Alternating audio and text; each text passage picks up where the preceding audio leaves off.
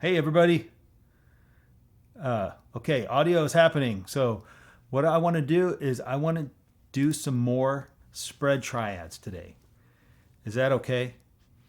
Um, I think these are a cheat code for how to sound awesome as on guitar. Like that, there's something about spread triads. I think they sound great, even in like if you write for strings or just I don't know. It's not particularly unique to guitar. I think every chordal instrument sounds great playing spread triads, and I have a theory about that, and that's because this chord, the spread major chord, you've got the fifth before you get to the third, and I think that's one of the reasons why it sounds so good. Is it because it follows the same pattern as the harmonic series or the overtone series, right? So if you do you get to the fifth and then another octave, and then finally you get to the third, right? So the balance of that is that. So maybe there's something like more natural about why those sound good. Does anyone have a theory about that? I mean, closed triads sound fine too, of course, but there's something about it's nice. All right, so here are the 12 shapes, and I know that some of you have already passed the barrier for these particular shapes. But let's just do them as a drill. Let me turn on my metronome here. I think I did them on, was it 75? On, anyone remember? From Trevor, You were doing it around eight. You were doing it either at 160 if it was every click, a note per click, or subdivide down to 80. So 75, 80. Okay, how about, let's see. I think. Was it? Oh no, that was the other speed exercise. Ignore me. Okay. That was the wrong speed. I think that was the 160 was. That was the right hand calibration. My bad. That's right. Yeah, the sheet was definitely 75 because I was definitely pushing as fast as I could go. All right. So here's 75. And let's just play quarter notes. We'll just go across the top line and across the middle line and across the bottom line, okay? So 1, 2, quarter notes. I made a mistake already.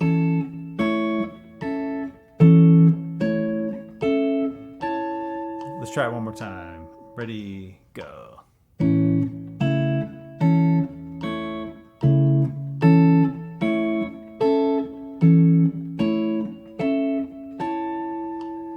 Okay, you might need to go back and do these slow, and but ideally you want to get these fast enough to where you can just get to them no matter where you are in the neck. Okay, so I know it's going to take a while, so don't get discouraged if you can't get these as fast as what I did. And yeah, I'm sorry if it's just like, come on, get it.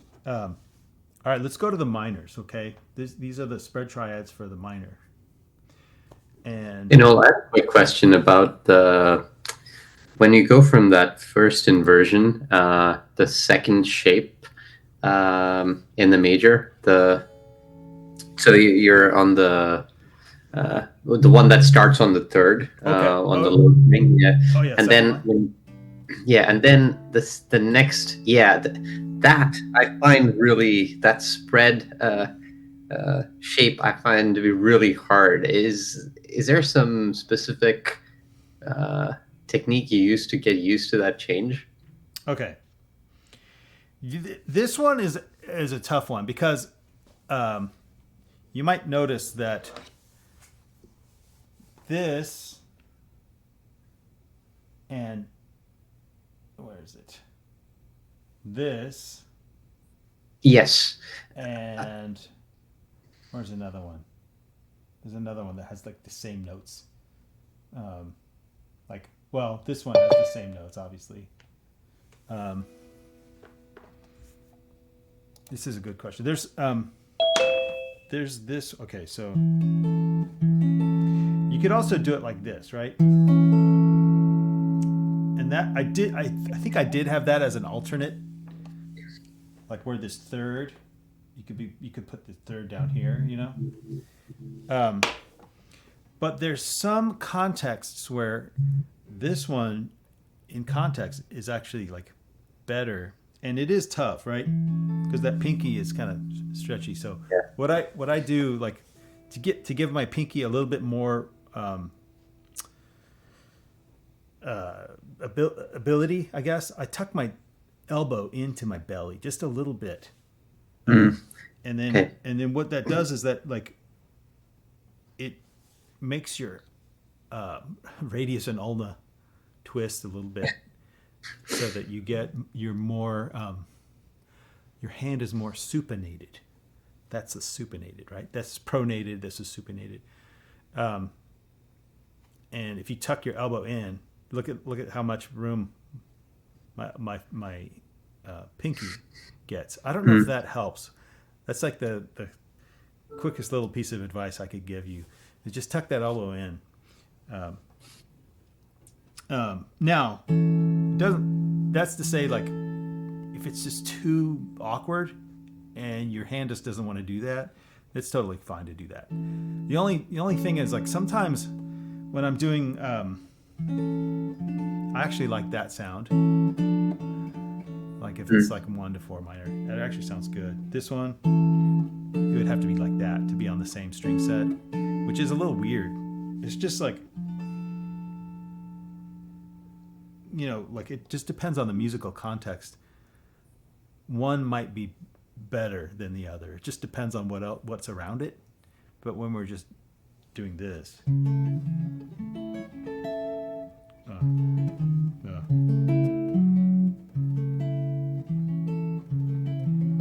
there's nothing wrong with that also. But coming from here might make some more sense to go here. But that was already done on the first line, so it seems a little arbitrary. But what about the version of it if you start with the fifth on the E string, like you do the same shape as the first row third one, and then go down 1 fret for the next form. Basically, you start on the A again on the like, keep everything but use that. So you're sorry, my camera's tilted. So I guess you're here, and then you do this, and then return to. Oh, you could do this, yeah. Okay, so the logic of that's a great point. You could totally do that, and there's nothing stopping you when you're just kind of going up like that. What I sort of tried to do here in this page was I tried to make going across or going down make sense. So if I were to do, let's see, here's the third in the bass, right, on that string set. So that's the second column, if we look at it as columns. Yep. And then if I were to go to this, it's like, it seems a little like,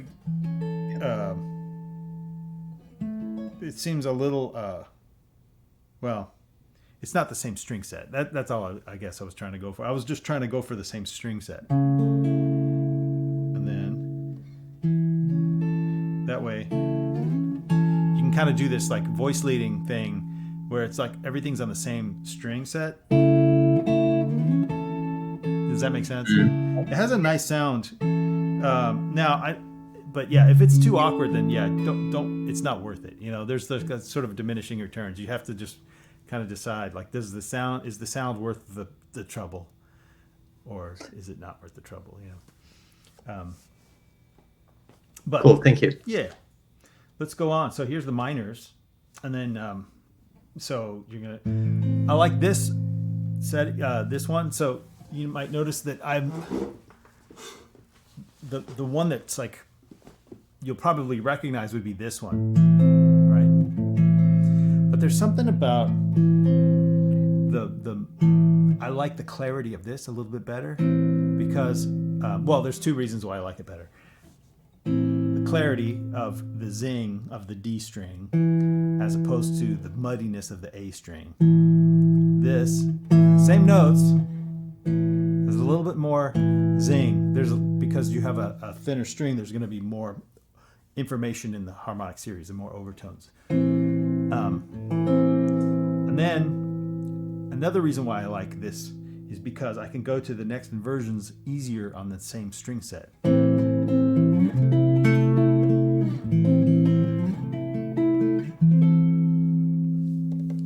Does that make sense?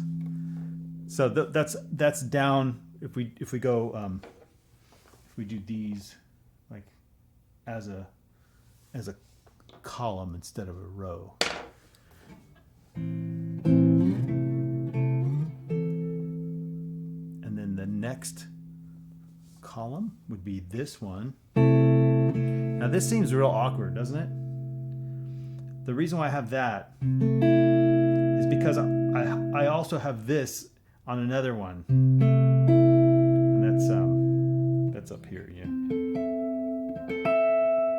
So maybe it's a little, I didn't want to be redundant, so there's an extra set. And in some contexts, this one might work actually pretty well. And then the fifth in the bass. This one's actually pretty cool. Kind of looks like, that, but the two top notes are, you start with an E chord, just move the two, this high, these two up. And then you guys probably already know this one pretty well from the the regular, like the regular minor chord.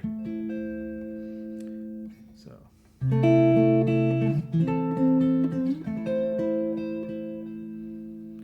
now the next one, the next column, they're not on the same string set, simply because when it becomes too much of a stretch, it doesn't make sense. Like that would be this. That's too weird, So I just did it like that. And then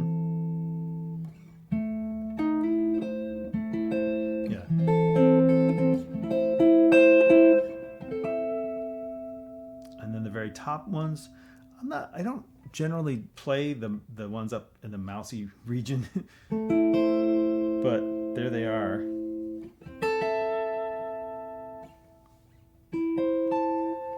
They're kind of cool.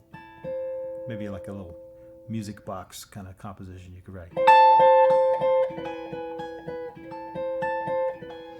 So another good way to practice, so we just did the majors and minors. And a good way to practice them is put them in context. Like do the 5-1 in minor key, or the 1 with a minor 4. It's like that magical symmetry. So if we start with an A major, the closest D minor in that would be the second inversion. So it'd be this one right there. So imagine a portal from that one to the first one. So we got A major, D minor. Everybody play that. So A major, D minor, to A major. If you start with A,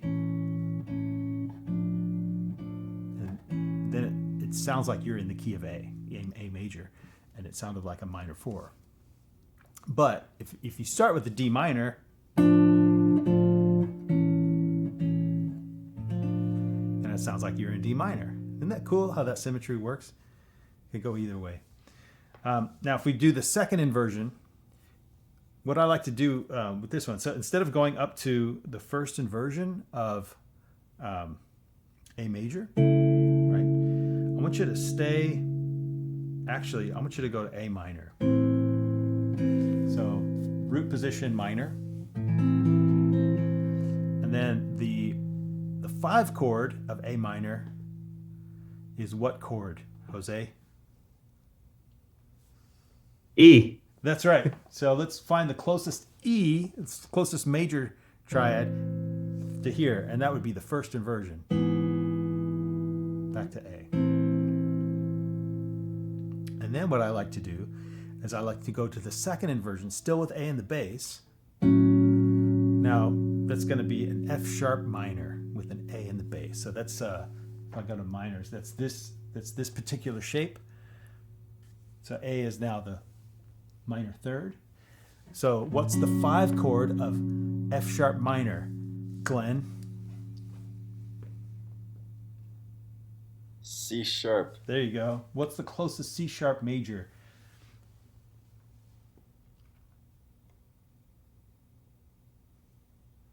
What inversion? Oh, it's the second inversion. Very good. That's it.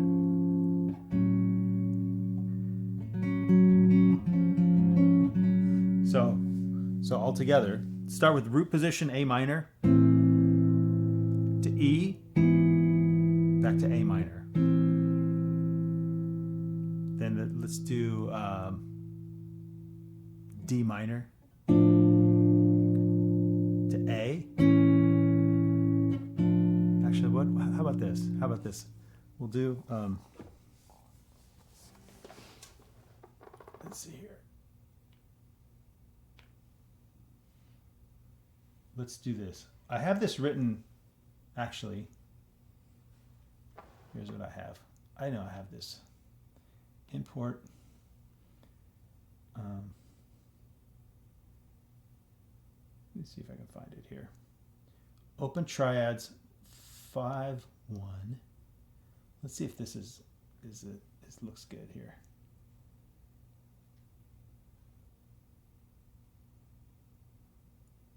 All right, let's take a look at the top.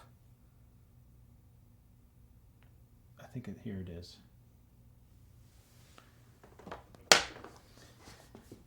It actually goes it starts with major. So let's do A major, D minor, back to A major. And then we'll do the first inversion. Actually goes to F. That's not what I want to do, actually.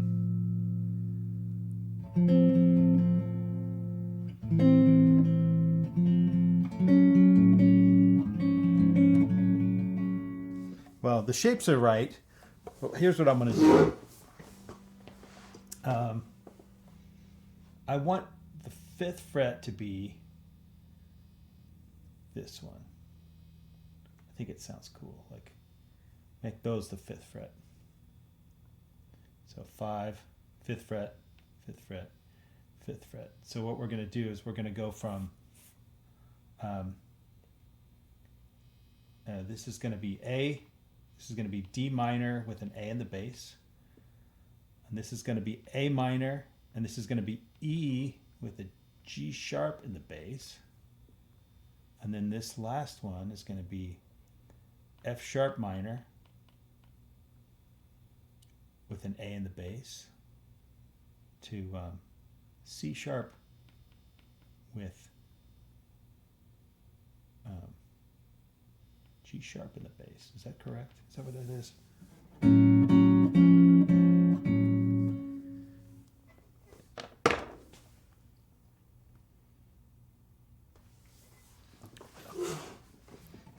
So let's start. A, D minor, back to A. And then let's start with the minor. And then E. I'm not making any sense, am I? So.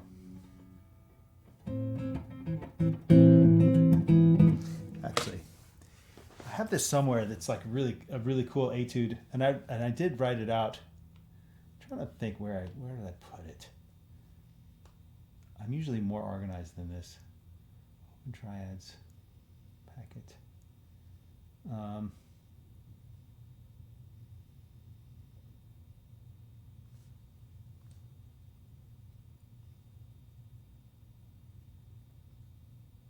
All right, forget it. Here's what I want to do. I'm just going to do this. A minor to E over G sharp. And then I'm going to go to first inversion, F sharp minor over A. to C sharp over G sharp. And then I'm going to do the second inversion, which is D minor over A to A major.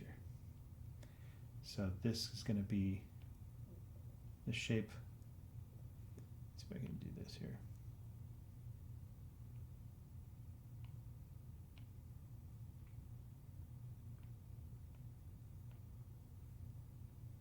And then this is going to be this to this.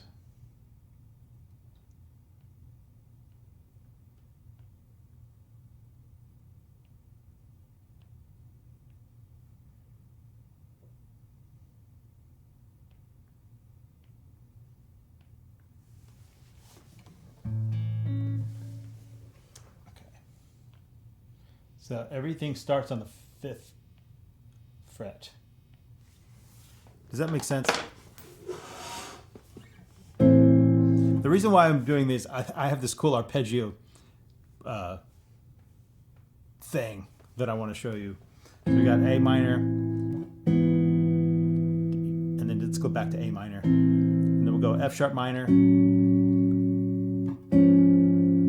back to minor, and then D minor, back to A, back to D minor. Okay. So here's what I want to do. I want to combine this exercise, combine the chords with arpeggios. So we've got,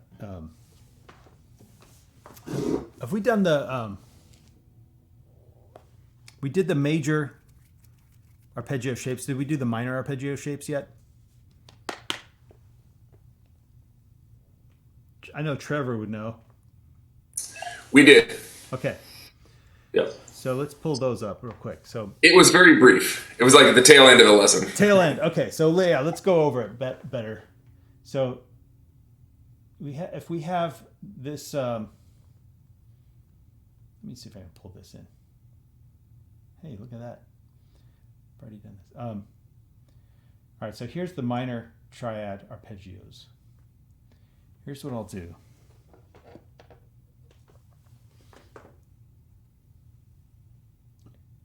Let's see here. Here's what I'm going to do. I'm going to copy these shapes so we just have them a little bit more conveniently so I don't have to flip back and forth. So I want this exercise to be, let's see, paste pages. All right, so here's the, all right, so here are these pages all in a row. So what we're going to do is we're going to do the A minor triad along with the arpeggio, this shape. And then we'll go back to the 5 chord, you know. So now it's the first inversion of the major triad shape, which is this one. So we're going to try and combine like two ideas in our heads, right? We're going to combine the chord shape with the arpeggio shape, because I kind of think that's a really good way to think as a guitar player, right? You want to think linear and chordal kind of with the same part of your brain if you can,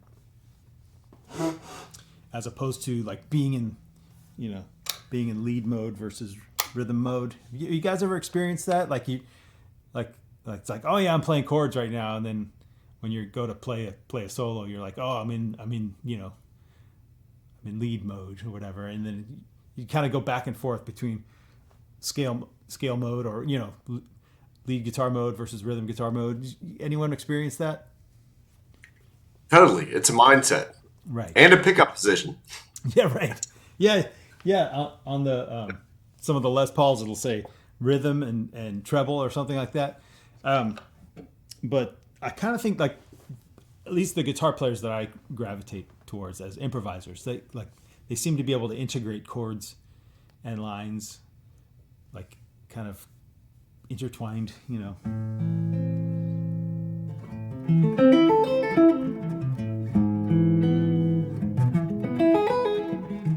And then first inversion.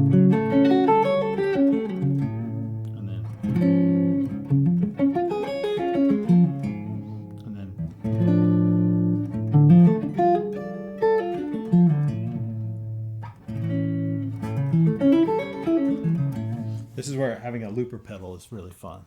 So let's see if we can do this. This is the, I'm sort of a fan of doing this as triplets in 15. So you can do, here's the rhythm I'm going for. I'm doing this like the Afro-Cuban 6, but with an extra triplet at the end. So it's 1, 2, 3, 4, 5. 1, 2, 3, 4, 5. 2, 3, 4, 5.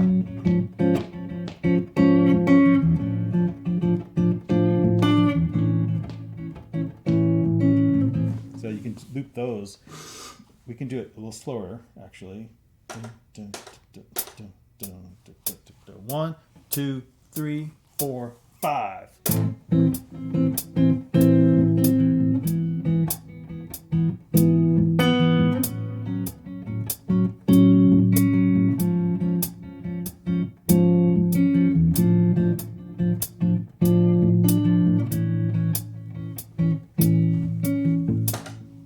Let's see if there's enough beats.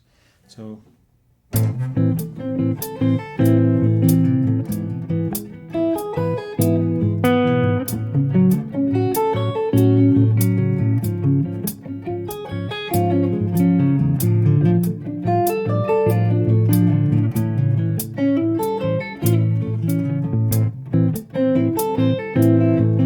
E, F sharp minor, C sharp, D minor, A. So that's all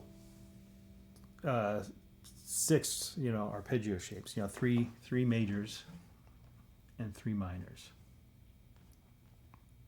Kind of forces, and I kind of think it sounds cool.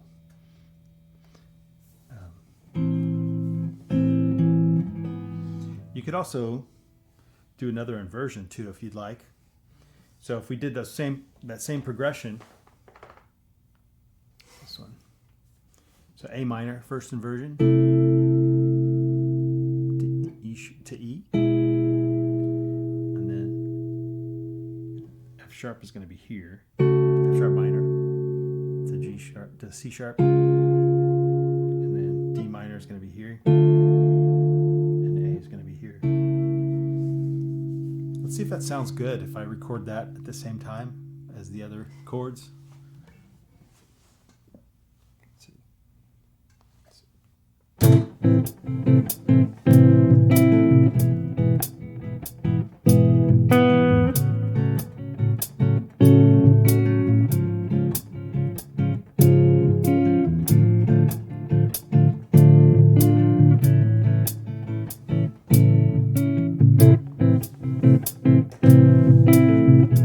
I think it sounds cool.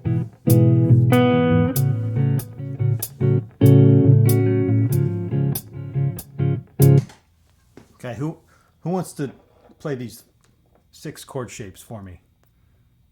Any volunteers? Who's got them down?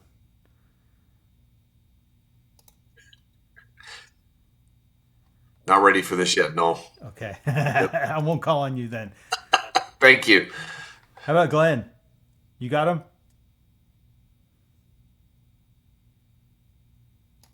You're just talking about the spread triads, correct? Yes. Yeah, spread triads. Sure. I'm not really plugged in today, but Oh, okay. you're talking. Can you hear? Can you hear? Yeah, my I guitar? can. Yeah. So I can't see what you're doing, but I can kind of hear it. It's the sound that matters, Noel. The sound. Come on. All right. So first inversion A minor, correct? So first inversion A minor is here, and then we're going to E, second Yes. inversion, and then we're doing F sharp minor, Beautiful. second inversion, and then C sharp root position, and then what was it? D minor, Yes. root, and then to A. Good. First inversion. All right. It only took a year. It Yeah, only took a year, Noel. that's awesome. How about this? How about starting with this inversion? Starting with the second inversion of A minor. Second inversion A minor would be over here to B to E, and then you want to go to F sharp minor here, and then to C sharp minor, and then what's the last one? D minor, and to A. Yeah, very good. I noticed you played. Let's see, what did you do when it was this one? When you went to E, I noticed you kept your second finger on the bass note. Is that how you normally play that one? Oh, you're talking like this? Yeah. Yeah. What should I don't know. What is normal? Well, if that's in your muscle memory, what is normal? I'm not going to change it, but here's my advice. If you want to like change it, okay, check this out. So if I do this, if I swap the bass note with my ring finger, my whole hand can be poised exactly the same. It just like slides down like that. There's like the least amount of movement, and there's no stretching really. Like the same exact stretch as the previous shape. It's very efficient. So you just kind of like your hand just like shift just a little tiny bit. And there's another one. Now if you go with the what is it, D minor.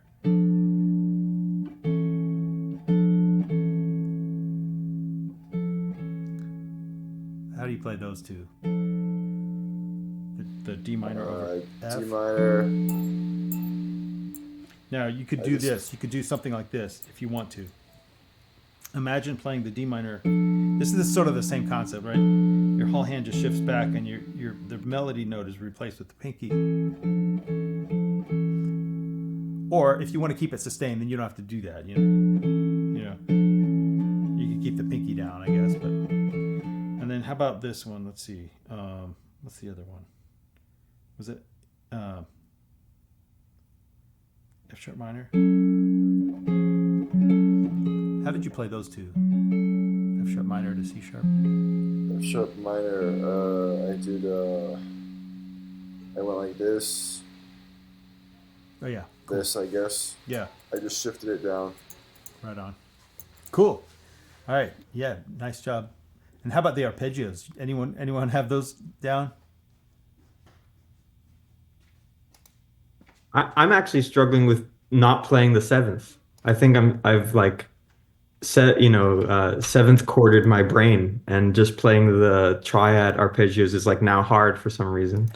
I know what you mean. Okay, so you have to like de-jazz your brain, de-jazz your yeah, and I think it's just like a muscle memory thing too, right? Like because the shapes are pretty similar, right? And okay, so I'm just so used to like hitting the seventh on the way to the root or whatever it might be. Yeah. So it's actually a lot of fun because it's making me reprogram it a bit, right? Okay. So is it like that with all the shapes, all the inversions? No, actually, but I think that's more of I didn't know all the shapes for the seventh chord, so I think it's more of a failing on the seventh chord side. But yeah. So like the that one, the major one, yeah, you tend to do. That's right. Exactly. Okay. Exactly right. Exactly. Yeah. Gotcha. And the minor? Yeah, same thing.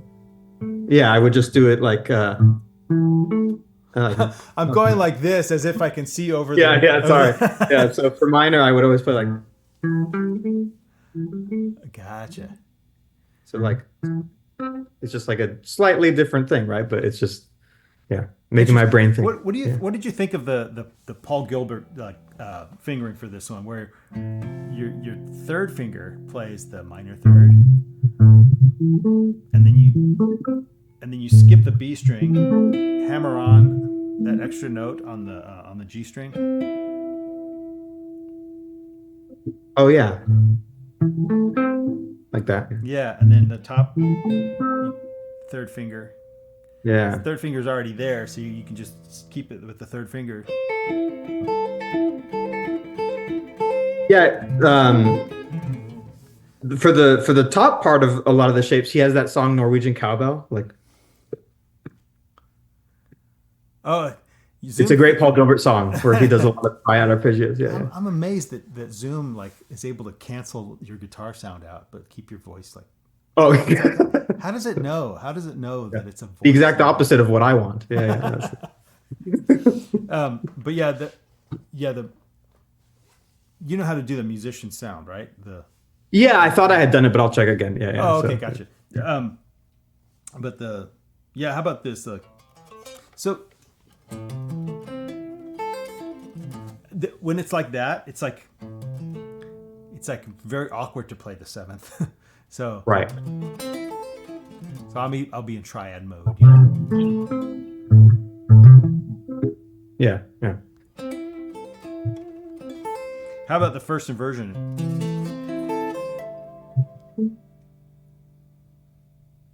Yeah, that's easier to avoid the seventh, right? Yeah, yeah. Yeah, this one this one like the first inversion of a seventh chord arpeggio is like kind of awkward in that.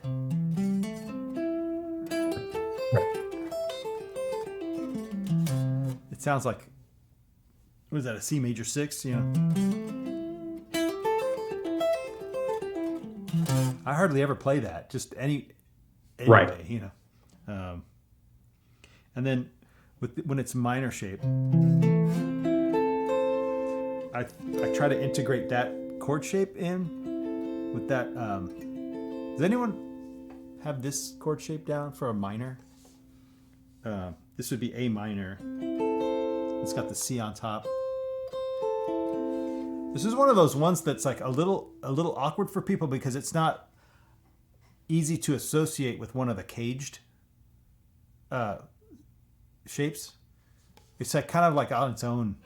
Do you guys know what I mean? It's kind of on its own. But there's so many things, especially in the Bach stuff, where it's really helpful to know this shape. So I have it integrated. So when I play the arpeggio, by the way, thanks, Jose. So if I go back to the minor, this one, if I want to integrate that kind of chordal thought with the linear thought at the same time, here's two things that might help. So this is a chord shape. I kind of see this as like a box. It's first inversion, and then I see this other part as another box. This one right here.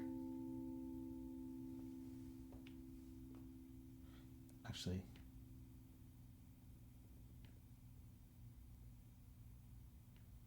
I kind of see it as a constellation. Does anyone think of guitar shapes like constellations?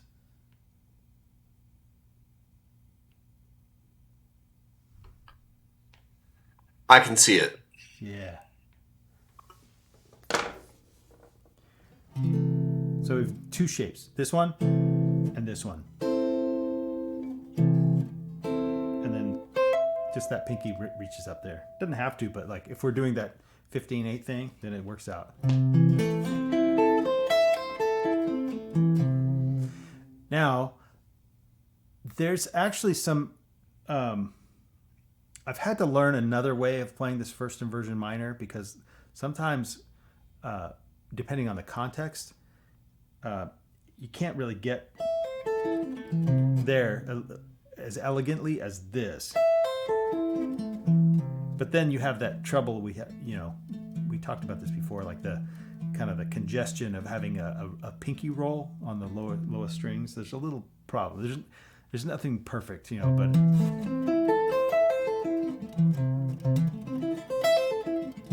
That one is just a slight variation that I think it's, as much as it pains me to say, because I'm all about like just learn like something to master, because if you work out all the options, it's sometimes it gets too much. Does anyone have that experience? Like when you get what's the word? Option anxiety. Is that a real term? Yeah. Yeah, it's either that or you just like you have too many things that you can use, so you just don't use anything, or you mess them up because like you're mixing and matching on accident. Yeah. I've, Yeah. I've Sometimes had ideas like that. That's happened to me numerous times. Like even Man. like just a second ago, I was Yeah. going through like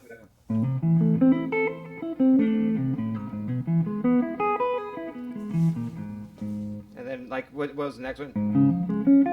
Wait, what was the next chord? F sharp minor first inversion. Oh,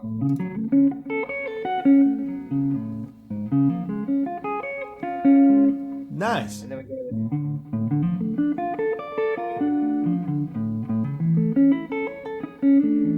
That's I it. couldn't remember one of them, and it took me a second. I had to like go through my inversions, and that I was gonna say like guys, like when he's telling you like tag it to a chord, like I literally just used it because I couldn't remember the second inversion. But I played it 1,000 times. But you give me the first one, like yeah, I'm all over it. Yeah, like, because super fast. it's just that one, right? It just Yeah, lays yeah, there. yeah. Yeah, it's like I see it, six Yeah. string, you know. But when you're like go off of the third, you're like one carry the two. Yeah, sure. Yes. Yeah, that's a tough one, man. Like that first inversion, that'll help. Just having those two shapes down, you know. So marry these shapes with the arpeggio shapes and you'll be cool, you know. Yeah. So I guess what I was saying about like option anxiety, like if you have too many if you get so hung up on like every possibility, you have like 1,000 things to learn and you don't master any of them. So sometimes it's cool to just like distill it, like I'm gonna master these 3 and that's it, you know. And then you get really comfortable with those 3 and then something else comes along, it's like maybe nudges you to get it like a 4th option, you know. But at least you didn't start with, you know, too many, if that makes any sense. Analysis paralysis. There you go. Who said that? Who said that? That was Trevor. I was waiting to say it too. Yeah. It's awesome. Analysis paralysis. Yes. And Sounds like a King Crimson song. yeah. So that's actually like that's sort of I get obsessive about certain things. Like, let me find out all the options for this thing, you know, and I'll spend years doing it, you know? And so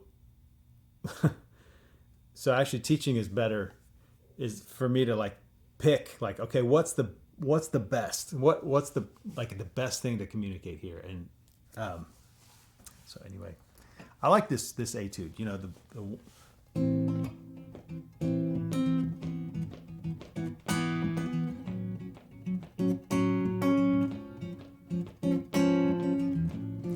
and then it just 6 shapes, 6 chord shapes, 6 arpeggio shapes. That's it. And they'll just to be for fun. Yeah. On the last A major, I was kind of like instead of doing the Oh, you went up a half step? yeah, I used the harmonic minor. Oh, so Yep. Hit back down. There you go. Olay. If you have a static for like 8 beats, you could probably pull it off if you play kind of fast. All right, let me see. So it needs a different backing track then, doesn't it? So let's see. Or if you just hold it for a minute, that A. Oh, hold it like so.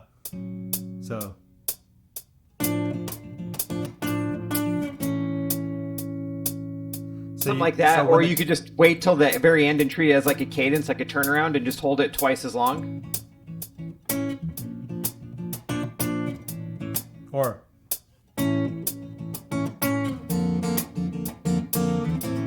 got a different inversion. That'd be cool. All right, I'll do that. 1, 2, 3, go.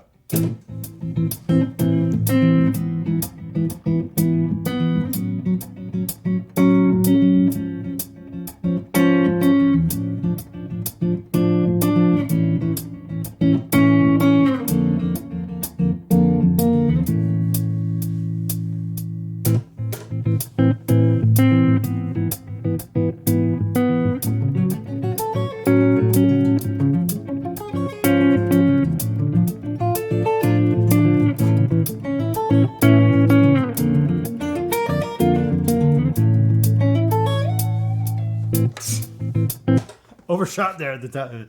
That's kind of fun. I like that. Thank you, Jeff.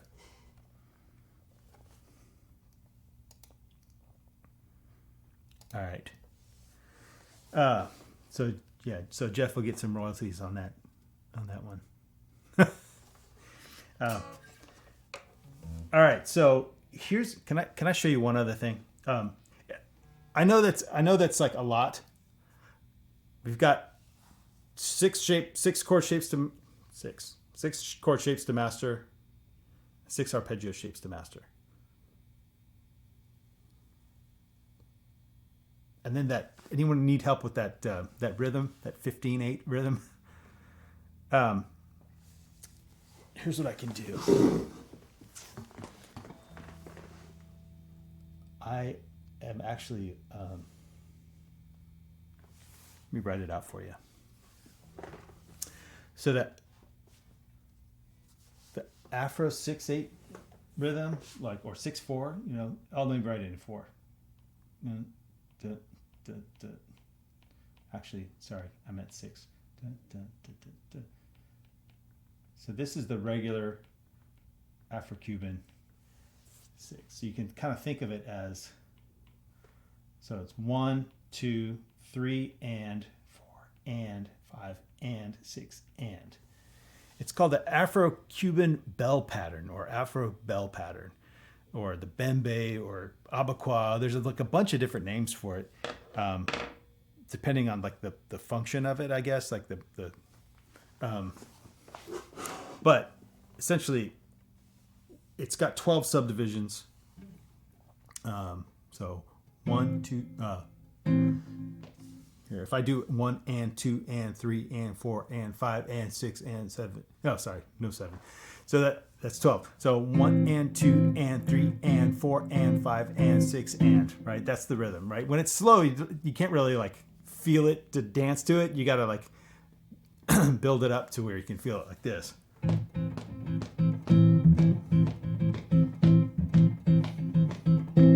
So I don't know if you noticed, I was tapping my foot in 4 instead of in 6. Here's the 6.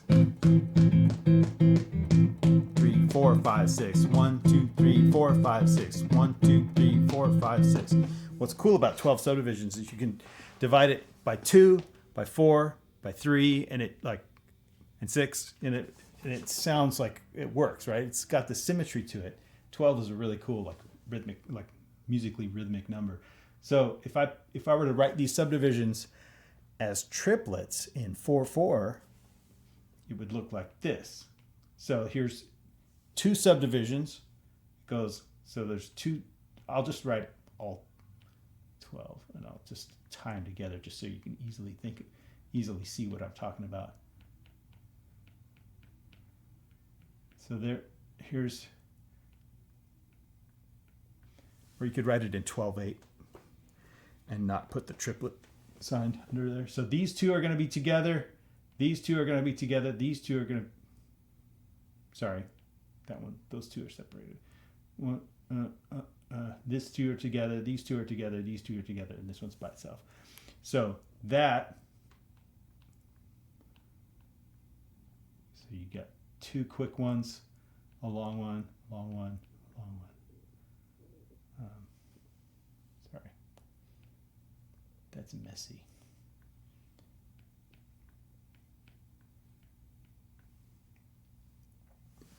Someone pointed out to me that there's like long and short notes.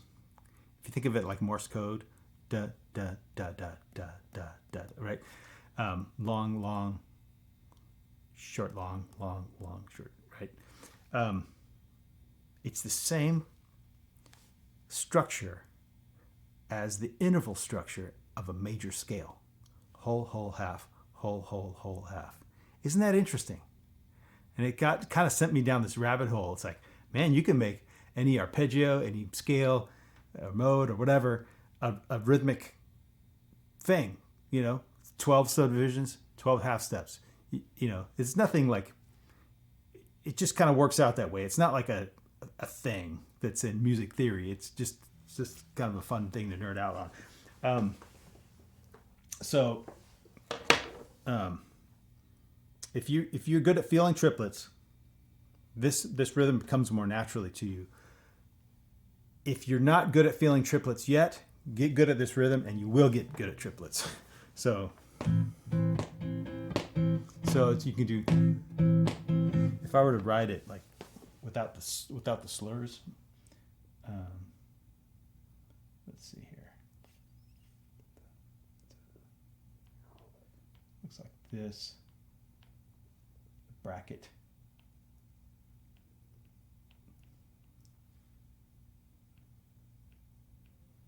Actually, here's what I'll do.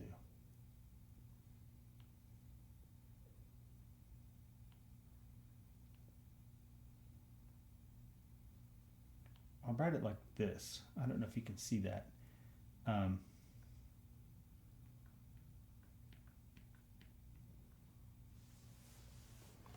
think that's a nice way to visualize it. So with every triplet, you can emphasize the first one, the second one, or the third one, or just the first and the third one, or the first and second one, or there's different ways of like hearing the triplet, right? So if it's all three, it's 1, 2, 3, 1, 2, 3, 1, 2, 3, 1, 2, 3. If it's the first and third one, it's that classic shuffle, right? The second and third one only. Is that weird for any of you? It's weird because the downbeat has to come from within you. It's not like something that you're playing.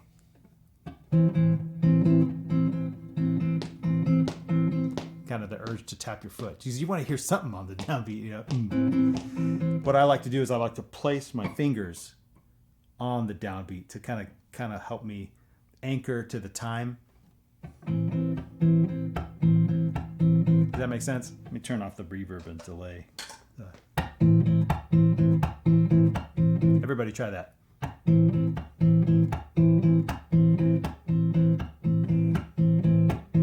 Cool. Now let's do the beat 3, which is only on the second triplet. So 2, 3, 4.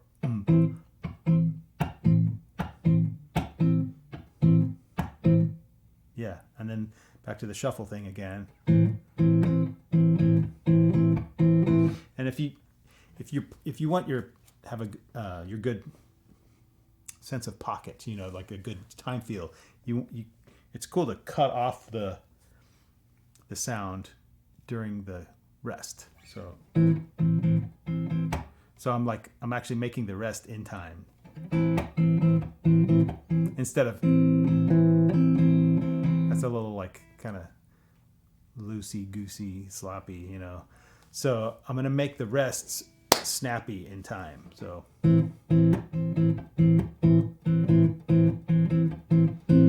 actually, what's interesting is this one. Since this note is accented, sometimes they do play it long actually. So I'm gonna put a parentheses on that gap. So.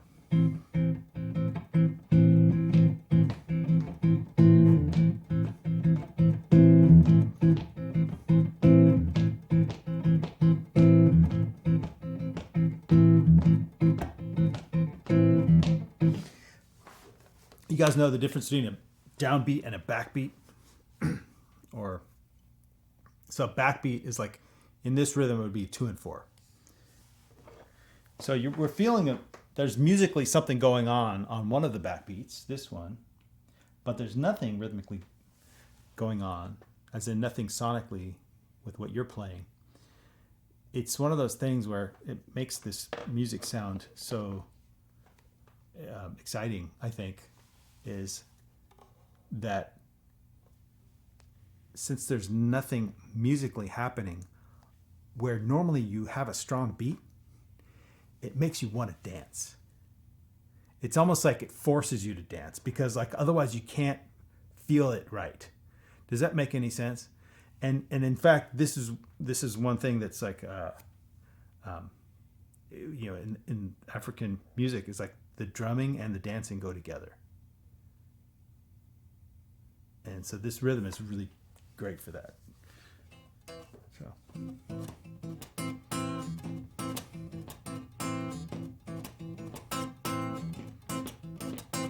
Okay, so now to turn it into 15/8, or to give one more beat to it, to give it do it in 5, I just do like another triplet at the end.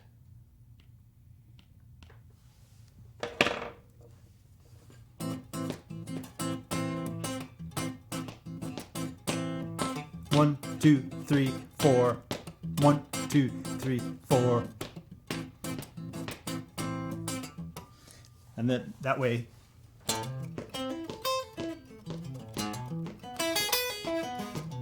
that make sense? It kind of makes it feel like that. Now, you can also, so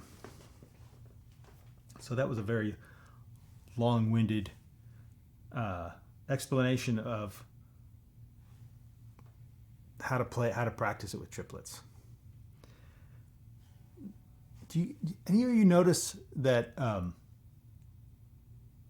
if you've learned a certain lick or an arpeggio pattern or a scale or whatever, and if you've learned it as, say, 8th notes or 16th notes, when you go to play it as triplets, is it harder? Is it weird? You ever have that experience? Okay, so this kind of goes back to the idea of atomizing an idea. You remember when I was talking about this? To be able to tell a joke and play it at the same time. Trevor is the only one that has done that so far. To play this and tell a joke at the same time means your muscle memory really knows it.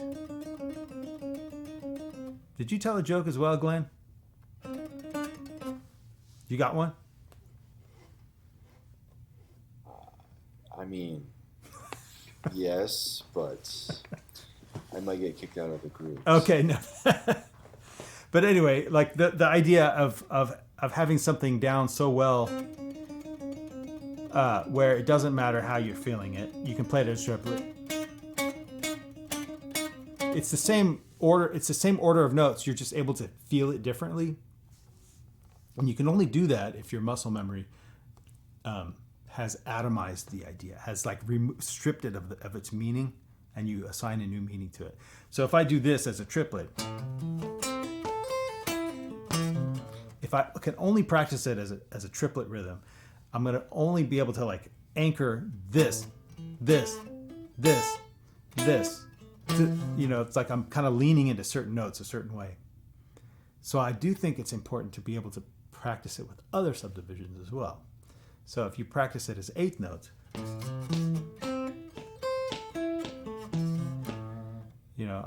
I'll stay longer on the root or something, or maybe the top,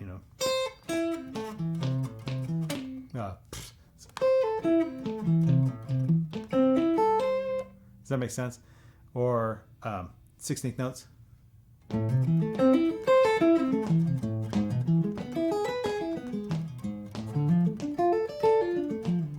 Sorry, I meant to go to the first inversion. What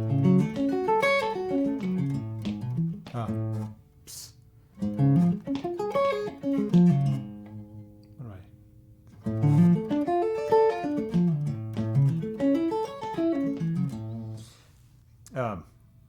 Does that make any sense what I'm saying? Like if you can practice it as 16th notes or triplets, I think that kind of proves to your hand that you can play it in another situation. Like you don't always have to start on the downbeat too. You can try it on a different beat,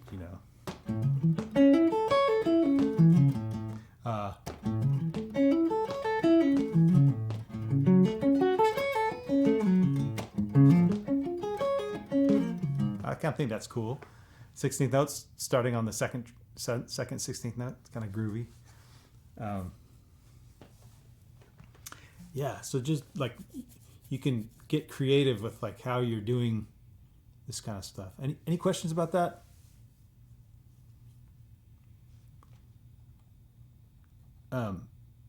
Hey Sid, how's it going? Are you good at these triad arpeggio shapes? I don't know if I'm good at them. I could try them. But Do I have to turn original sound conditions on or off? Oh, it sounds good. Yeah, leave it on. Okay. Can you hear me? Yes. So, you just want me to play the F minor ones? Or actually, you want to do A minor to E major.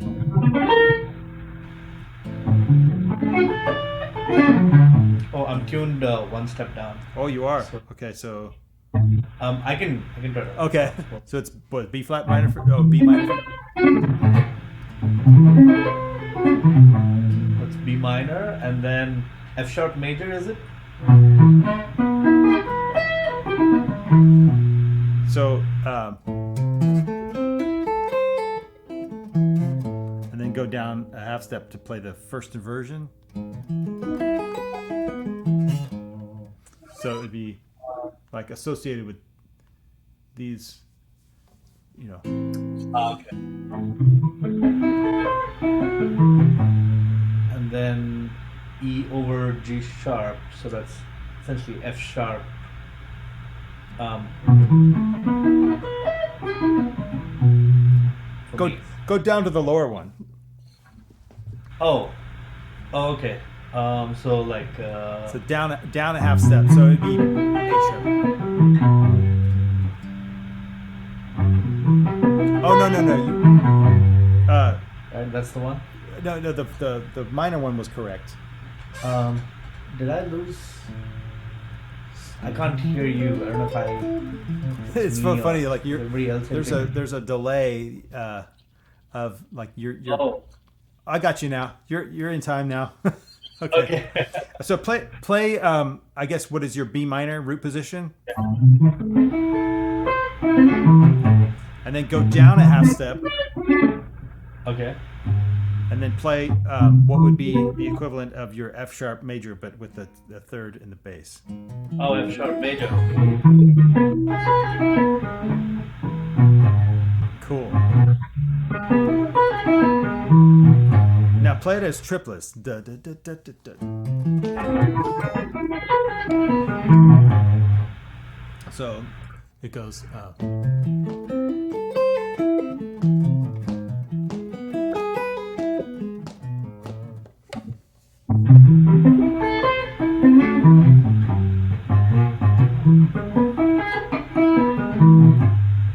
Do it again.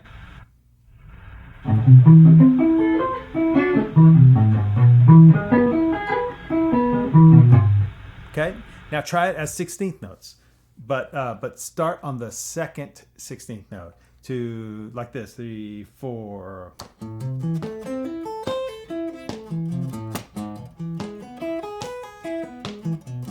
Is that possible?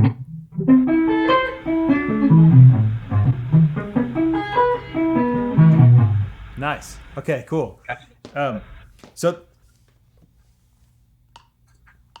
this is 75. So the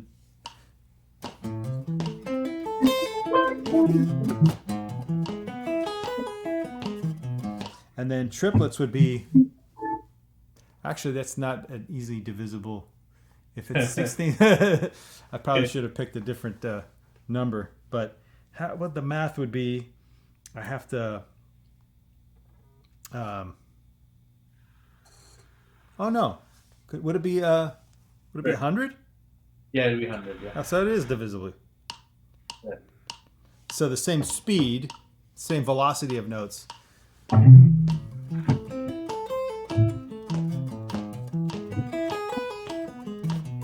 Yeah.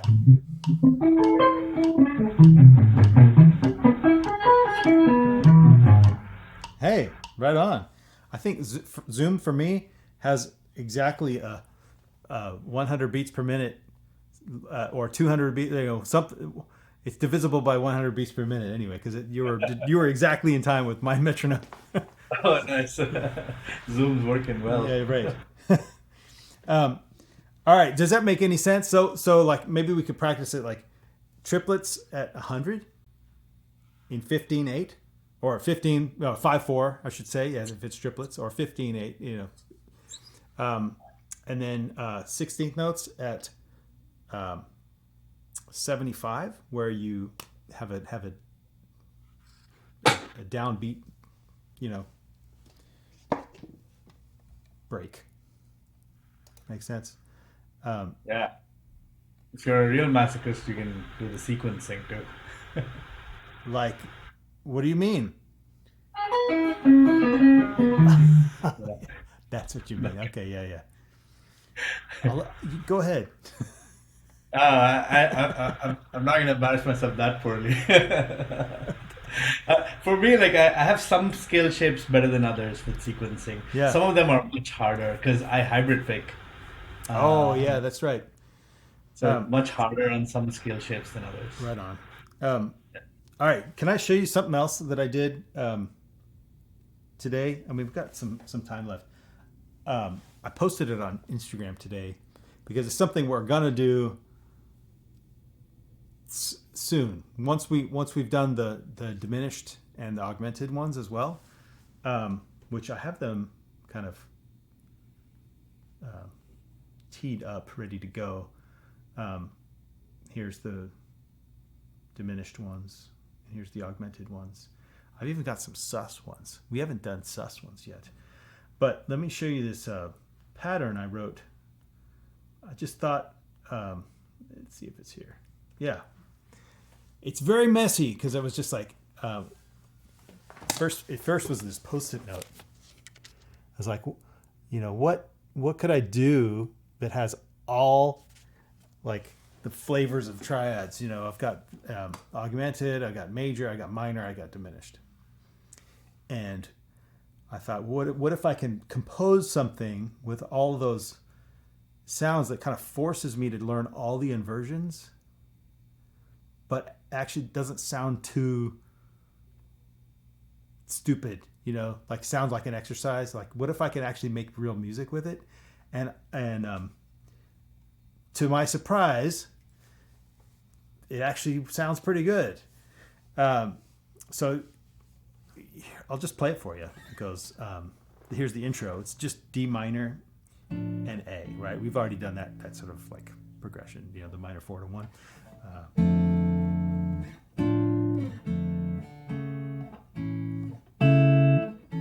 And then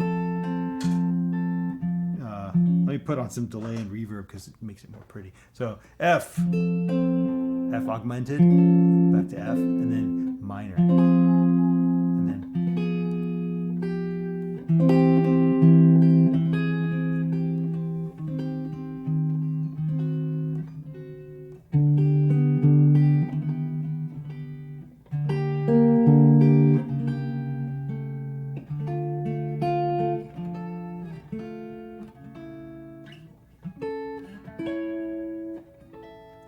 forces me out of higher inversions. Same progression, so it repeated back to the F major. So there's the. So it repeats here.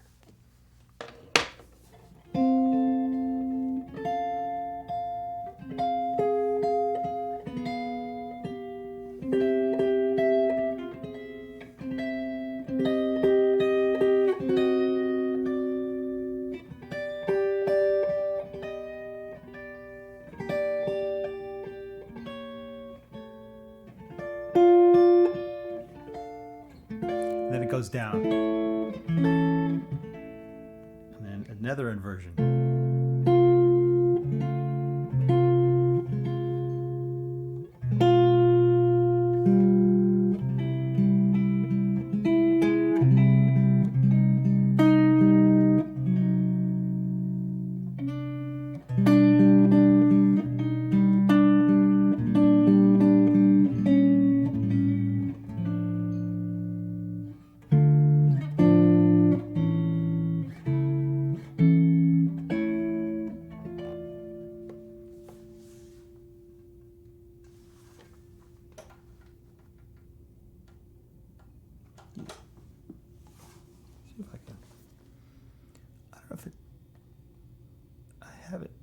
Pulled up here.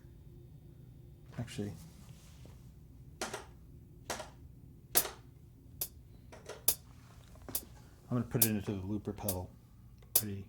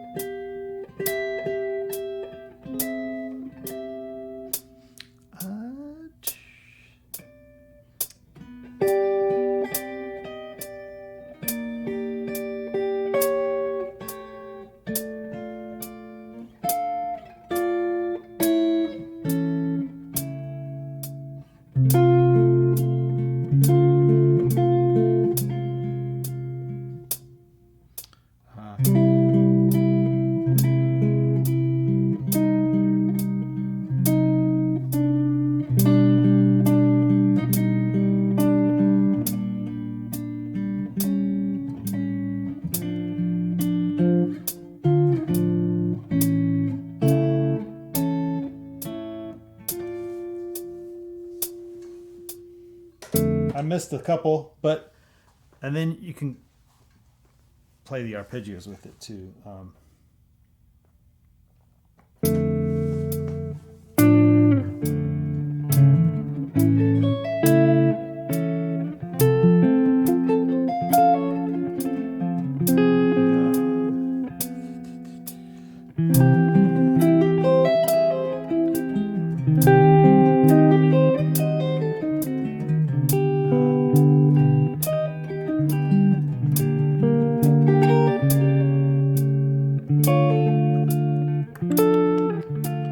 Here I go.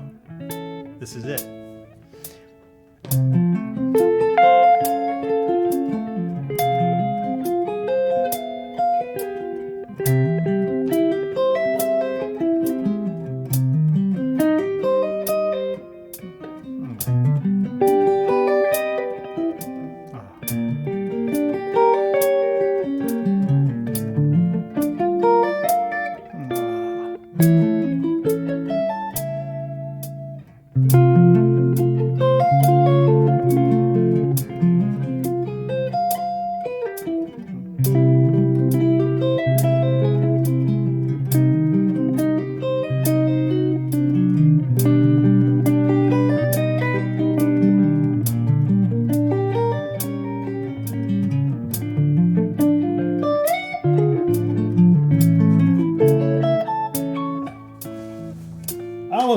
Almost got it. So anyway, I just wrote it today, so I'll get it down.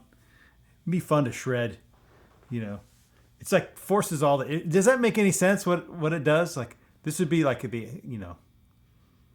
the end of the triad chapter. It's like this is the big boss to beat. At maybe a better tempo, whatever. So Noel, like when you were coming up with this, was it to like explore all the combinations of each triad? Yeah, I just wanted to see if I could like come up with an exercise that had all the flavors of different triads, and it kind of like, and then of course I can't leave it just as an exercise. I'm like, is it easy to solo over? Does it make any sense musically? And Yeah, and that's the part I was curious about, the making sense musically. And was it Glenn who posted like what chord comes after what chord in the group? Yeah. Oh yeah, Glenn, did you like my super long-winded answer to your Facebook post? Yeah, I didn't understand everything you were saying. I've been sick today, so it was kind of like but yeah, I'm gonna read it again and again. But yeah, you said the only thing, like the tritone thing, right? That's the thing I wasn't sure about, because we're talking about triads, right? We're not talking about necessarily seventh chords here. Yeah, exactly. Yeah. So we did some of this last week when we were talking about that Rachmaninoff piece. The Neapolitan chord next to the 5 chord. Yeah. I was driving during that lesson, but I was listening. Yeah, right on. Yeah. So so the Neapolitan chord or the flat 2. You can arrive at it in multiple different directions. Like I mentioned, there's sort of like a harmonic minor pathway. There's a major scale pathway, and there's a melodic minor pathway. I kind of think like that's how I've divvied it up in my mind. But to Sid's point about how to make this particular exercise musical, so I ultimately, once you know the possibilities of like what exists musically, like the modes of harmonic major, modes of harmonic minor, melodic minor, all this stuff, you start to see different possibilities. Like, okay, how do I make a minor and a diminished right next to each other? How do I make it make sense? And because I was such a nerd and I explored all the modes and all the different 4-note chords or whatever, I know that this one, if I hear those two right next to each other, my mind wants to like make sense of it. It's like, you ever had a dream where you hear a sound, you actually saw something fall in your dream, and then and then when it hit the ground, it made a sound. Like your brain like quickly backfilled the information of when. I wonder if there's a name for that. Like when you hear a sound in real life, but in your dream, you like backfilled the information. Almost. So I kind of think like there's this. You're like, oh, okay. So what harmonic context am I in? This exists in C harmonic minor, and it also exists in C harmonic major. So depending on what's coming after that, does this. So if I do this, all that exists in C harmonic major. So I'm like, why don't I just like, because I can make a longer phrase, I can put those chords in context in a tonal framework. So I don't have to change keys all the time, like every chord. I don't have to like make a new solo every chord. So I have options, right? So D minor to A. You can be in D harmonic minor, or you can be in D melodic minor. A couple other things, but those are the strong choices. And then F also exists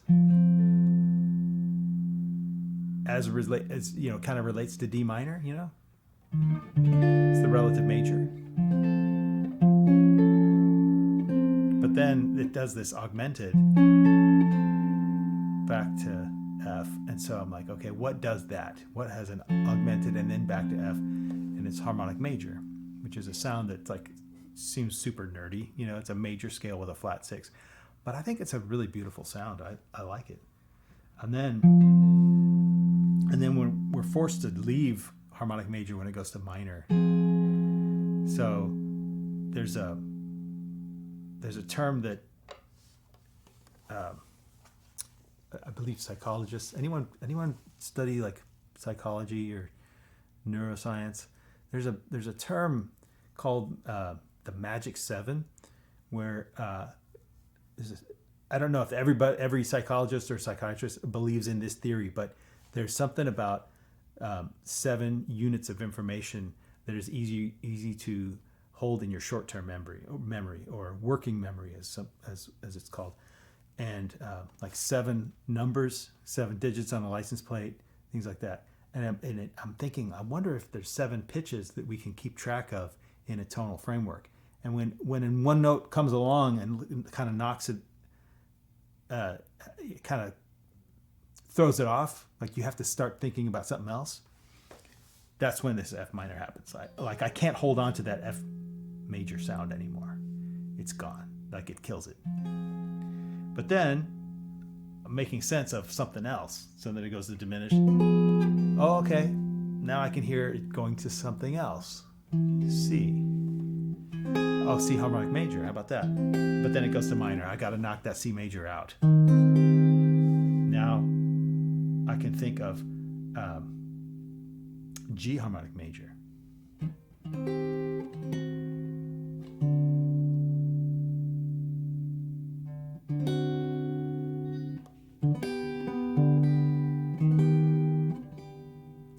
And then it goes to minor. Yeah.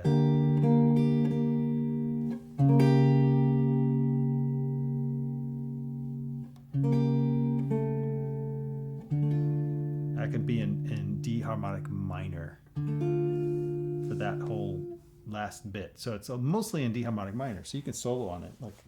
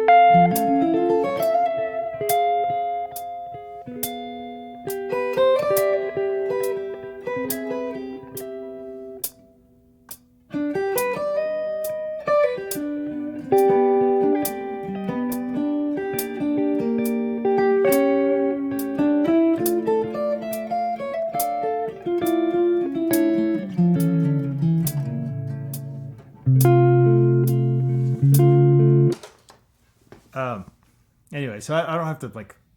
I don't know. It's more fun to play that way, I think. Does that make any sense?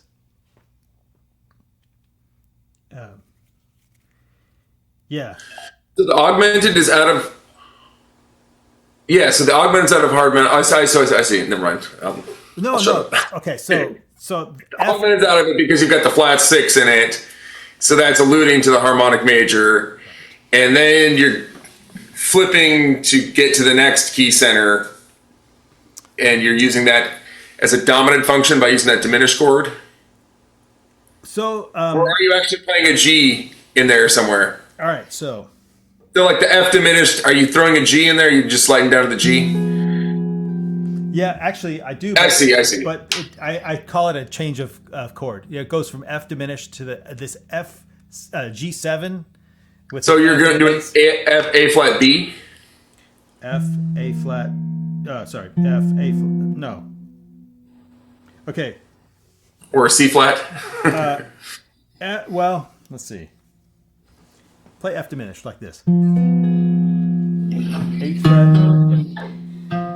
8 9 9. Just a triad. F diminished triad.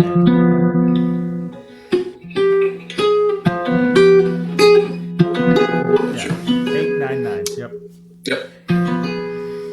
And then I go, and then the very top note, the melody, goes down a half step. I see. And that's a G7 third inversion, but no fifth. Gotcha. And that makes my ear accept this going to C a little bit easier, you know. You could do that, you know, but I wanted to just kind of to throw that in there. Even though this is the augmented is just sort of an embellishment to just sort of allude to the key. Right. Now, if I do this,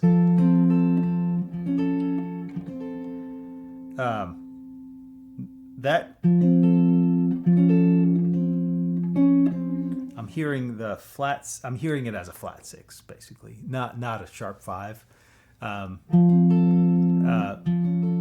It's sort of a tonal excuse to play it as harmonic major, right?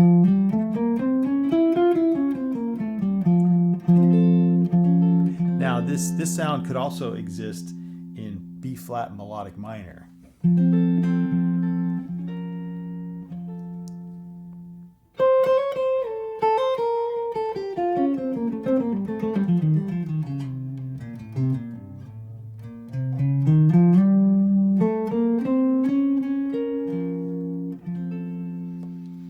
Yeah, and you guys remember? Did I ever give you the link to the that scale picker app that's on my website? I still use this all the time. Like, so if you go here, so if I want to find out like what I could possibly like what are the options if it does this, and I hear these together, I'm gonna put 1, 3, 5, and flat 6 in there. There's a couple options, right? So it could be the 5 of B flat harmonic minor, or the 5 of melodic minor, or the 1 of harmonic major, or even the 3 of harmonic major. But I'm trying to think of what's the best choice depending on what's happening around it or where it's going, or so why did I pick harmonic major? Let me see if I can give you a better answer for that.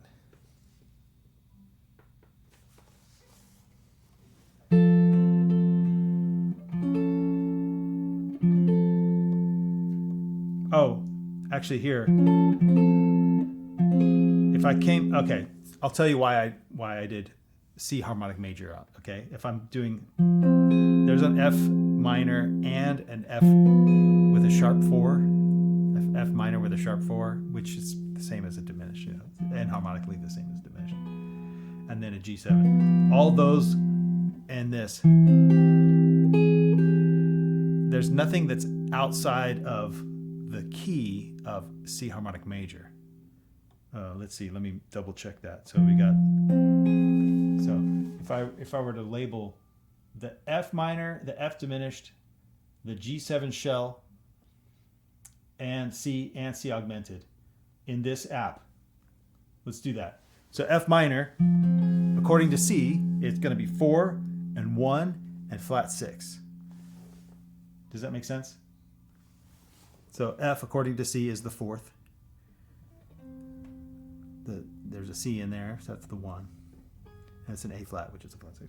And then it's going to go to F diminished. That flat 5 of F is a B. So B is a 7 according to C. And then when it goes to that G7, it's one note different. Now that note, the G, is a 5th according to C. So now we're dwindling our choices, right? We're kind of narrowing down by deductive reasoning. Oh, it could end up as something else, right? And then it resolves to C. Now we have a 3rd of C, and we've already have a 1 picked, and we already have a 5 picked. And then it does augmented, right? So we have 2 choices. Interesting.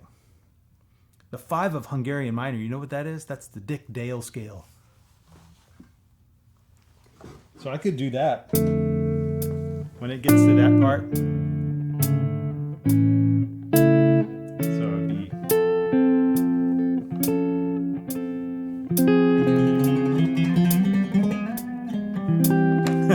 That's kind of cool.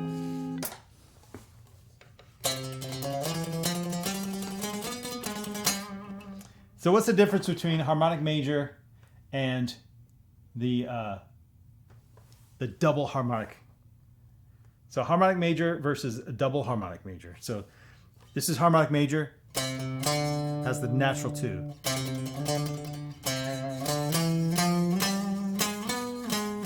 And then the Dick Dale scale has a flat 2.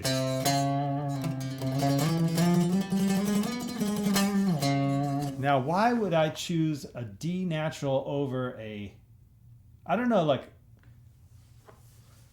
I don't know if there's like, I don't know, let's see. There's going to be a... Throw a Neapolitan chord in there? Man, how about that?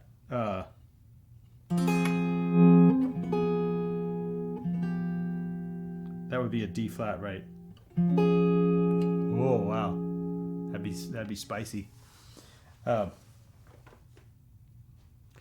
Anyway, I'm sorry this is like way beyond what we're talking about right now, but it's fun to know that this is what you can do with just regular old triads, right? I mean, triads can be super interesting. And of course, they're all over, I don't know. Yeah. All over good stuff. Any questions? You guys jumping through those hoops? Yeah. I've got more. Humbler is humbling. It's not very fun though. Oh, yeah. Is that what you're working on right now? Yeah, it's brutal, man. Yeah, I gotta slow you down, man. You're ripping through those. All right, cool. All right. You slowed me down. Don't worry. As long as you're like still inspired to like work on this stuff, like I think it's one thing to just sit here and absorb information. It's another thing to like have something to work towards. Like it's like, oh, I need to master this at 75 BPM. So good work, everybody who's been doing that stuff. That's great. And don't get discouraged if you can't do it yet. It's like a year long, or longer. It's a long process. Just don't be down on yourself if you can't like get it right away. I mean, some of this stuff is like takes years. So yeah, and also we'll do some. I'll put up a Calendly link and you guys can sign up for like a one-on-one. I just want to check in with everybody and see what y'all are up to and stuff. See if you have any questions that you don't want to ask in front of the whole group or whatever. But anyway, I'm having a good time. Thanks, guys. See ya.